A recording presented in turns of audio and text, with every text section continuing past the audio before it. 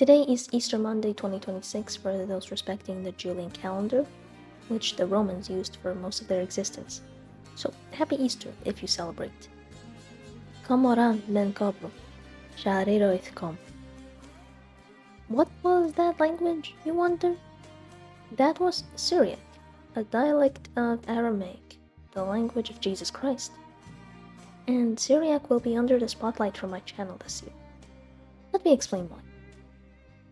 Lots of you have asked me where I've been these months. No, I'm not dead, thankfully. The same, unfortunately, cannot be said for many souls lost since the beginning of this year to the ambitions of certain theocrats. No, I've just been on a break. I've been making too many videos for too long, and I needed a breather of sorts. Chill for a bit, learn more ancient languages, do more research, and batch-produce videos on more Roman topics for you. But then I realized no, I really can't have a break.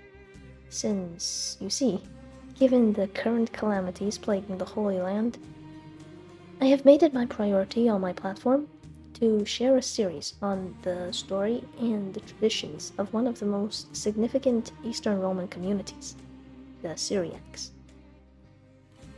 Originally, I hoped to use my break to cook up more content on the culture of Byzantium proper, that is to say Anatolia and the Balkans, and Trebizond too. But this year so far has proven how easily war may be waged on civilization and beauty. It is imperative that we become familiar with the heritage of the ravaged Levant, and to render homage to one of its most impressive, yet most ignored civilizations, the Syriac one, which was there before the Greco-Roman one and developed alongside it in the Roman Empire into something truly unique and worthy of appreciation. Long ago, I had promised a video to a Syriac patron of my channel, but I only managed to get to it now, and the more I study it, the more I think only one video does them dirty. This was truly one of the most marvelous civilizations that humanity had, and you'll see why.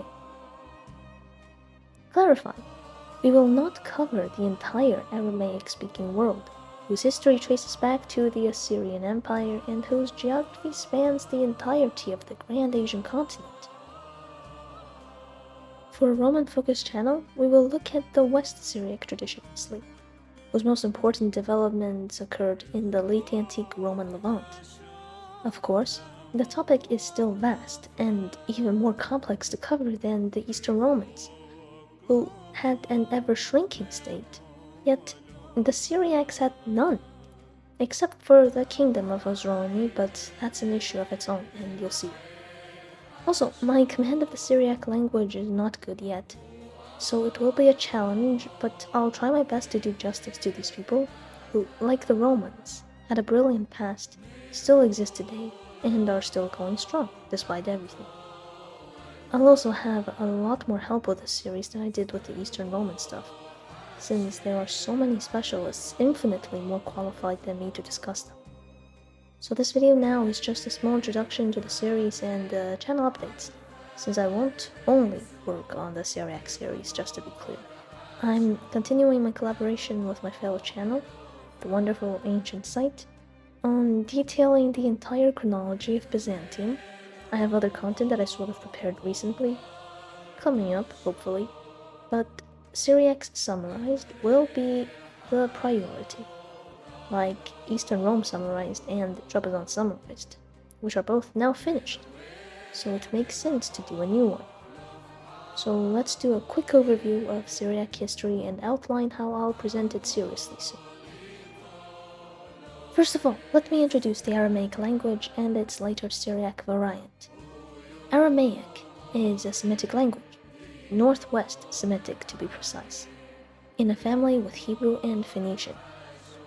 It was first spoken by the Aramaeans, Semitic tribes from Syria that were conquered by the Assyrian Empire, but whose language became the official one for Assyrian administration and spread all across the Near East, as a lingua franca of the whole region, like Akkadian used to be. But Aramaic got bigger than Akkadian ever did, thanks to, well, Jesus Christ. It is well known that Jesus spoke Aramaic, and also well known is the legend of King Abgar V of Edessa writing to Christ and becoming the first king to convert to Christianity.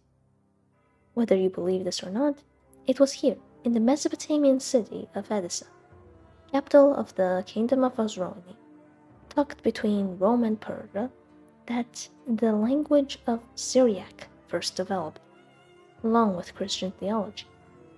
The Edessene dialect of Aramaic became Classical Syriac, and the spread of Syriac Christianity across the Roman and Persian empires into Central Asia, India, and China ensured that all across Asia there is some trace of Aramaic, with the distinct Edessene flavor of both Hellenic and Iranian influences on language. We will look deeply into the origin of the Syriac language, culture, and civilization as we know, in the first episode, over the 1st and 2nd centuries. Then in the second, we will discover how Syriac society worked in parallel with the Roman one they found themselves in the wider context of developments all across the Roman Levant and Mesopotamia in the 3rd century. We'll look at the earliest Syriac documents unearthed in the Middle Euphrates, their judicial and administrative frameworks, and of course, the stories of Dura Europos and Palmyra. The third video will all be about the Syriac Golden Age, the flowering of Syriac Christianity under the Christianized Roman Empire, an overview of Saint Ephraim the Syrian, the most important Syriac church father, and his contemporaries and their theology. We will also examine the rise of a special brand of Syriac monasticism that was particularly hardcore, even compared to their Egyptian and Palestinian counterparts. This will be roughly the 4th to the 5th century. But then for the 4th video, we'll look at how Syriac Christianity gradually split away from the Chalcedonian Romans in the 5th to the 7th century, how Nestorianism and other heresies developed, how the Syriacs shifted eastwards to escape Roman imperial persecutions and ended up preaching all over the Silk Road and developing their distinct ecclesiastical hierarchies. And in the 5th one, the rise of Islam will finally be covered, along with the complexities of the Syriac interaction with and reaction to the process. There are many historical myths and facts that deserve a more careful look, and we'll see how the conquered Syriac and Syrian Roman populations did under the Rashidun and Umayyad Caliphates, under which they played important roles until the decline of the Umayyads and the center of Islamic power shifting away from Syria from the 8th century onwards. Then, for the 6th video, we'll see how the Syriacs did under the Abbasid Caliphate, how they contributed to the Golden Age of Baghdad and the intellectual movements in the House of Wisdom. I'll try to highlight as many Syriacs of the Western Antiochian Rite as possible, since they were lesser known than the East Syriac translators and physicians that flourished in Baghdad.